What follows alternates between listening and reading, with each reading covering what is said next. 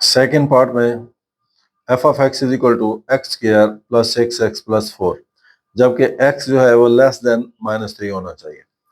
तो let f of x is equal to y हो गया। मैंने क्या किया, ये f इधर से उधर ले गया, तो ये हो गया f inverse y is equal to x हो गया। x जो है वो f इनवर्स y हो गया है। अब मैंने इसको ले लिया y is equal to x square plus 6x plus 4। मैं इसको हल करता हूं।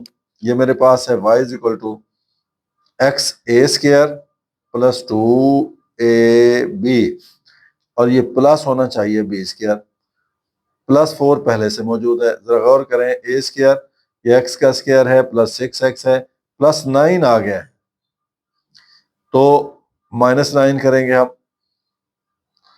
तो ये हो गया x प्लस 3 का स्क्वायर, ये -9 प्लस 4, तो that will be equal to y is equal to x plus 3 इसका स्क्वायर -5 हो गया। इस -5 को उधर लेके जाएं, y plus 5 is equal to x plus 3 का स्क्वायर। अब मैं यहां से taking square root on both sides, तो ये मेरे पास x plus 3 whole square y plus 5 है, इधर भी स्क्वायर रूट इधर भी स्क्वायर रूट, तो ये प्लस माइनस आ गया, कैंसल हो गया।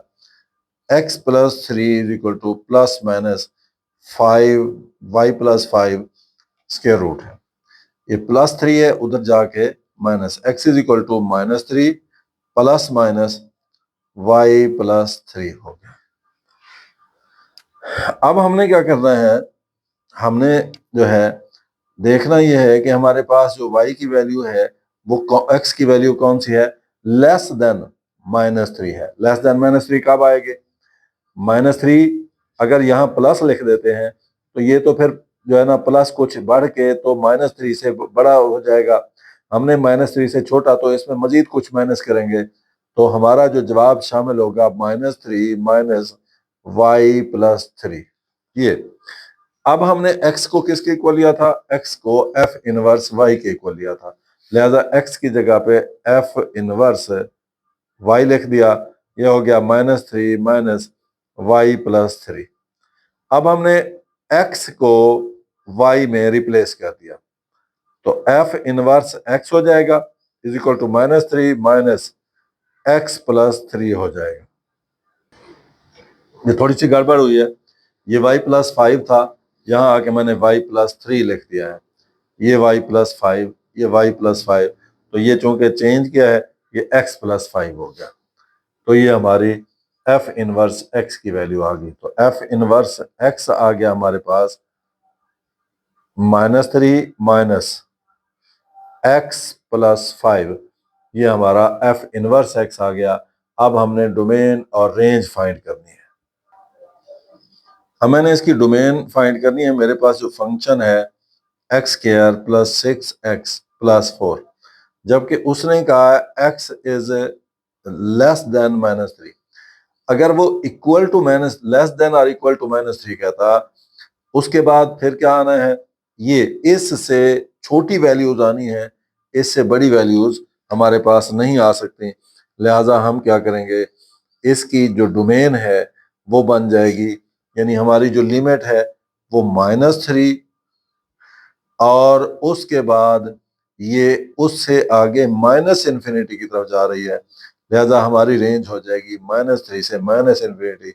अगर ये इक्वल होता तो फिर हम ये स्क्वायर ब्रैकेट लगाते, लेकिन इक्वल नहीं है, तो ये हम ब्रैकेट, ये हमारी हो गई डोमेन f ऑफ x। अब रेंज फाइंड करनी है।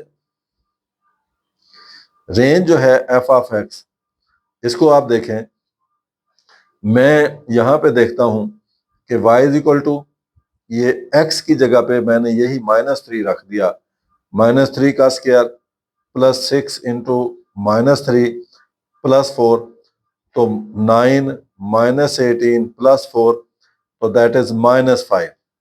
इसका मतलब ये हुआ कि हमारे पास -5 तो शामिल नहीं है, -5 से लेस, चूंकि x हमने -3 से लेस, तो y -5 से लेस होना है। उसके बाद अगर मैं इससे चूंकि x लेस लेना है तो -4 रखता हूं, -4 का स्क्वायर प्लस 6 इंटू -4 प्लस 4, तो दैट इज 16 -24 प्लस 4, तो ये -4 आ जाएगा। इसका मतलब है y की वैल्यू जो है वो बढ़ रही है, यानी -5 के बाद आ रही है -5 -4 -3, तो इसका मतलब हमारी जो रेंज आ गई -5 और प्लस इन्फिनिटी की तरफ हम चल पड़े हैं, तो प्लस इन्फिनिटी की तरफ हम चले जाएंगे, तो ये हमारा जो है वो फंक्शन हो जाएगा। अब रही बात ये, हमने अगर इनवर्स फाइंड करना है तो जो डोमेन है उसको रेंज में बदल देंगे, जो रेंज है उसको डोमेन में बदल देंगे। जो डोमेन एफ ऑफ एक्स है वो रेंज एफ ऑफ एक्स हो जाएगी, यानी ये जो रेंज एफ ऑफ एक्स है ना, ये डोमेन एफ इनवर्स एक्स हो जाएगी। ये है -5 और इन्फिनिटी, और रेंज एफ इनवर्स एक्स जो हो जाएगी, जो एफ ऑफ एक्स की डोमेन थी, वो एफ ऑफ इनवर्स एक्स की रेंज हो जाएगी -3 माइनस इन्फिनिटी। तो ये हमारा जवाब होगा, रेंज भी आ गई और डोमेन भी आ गई।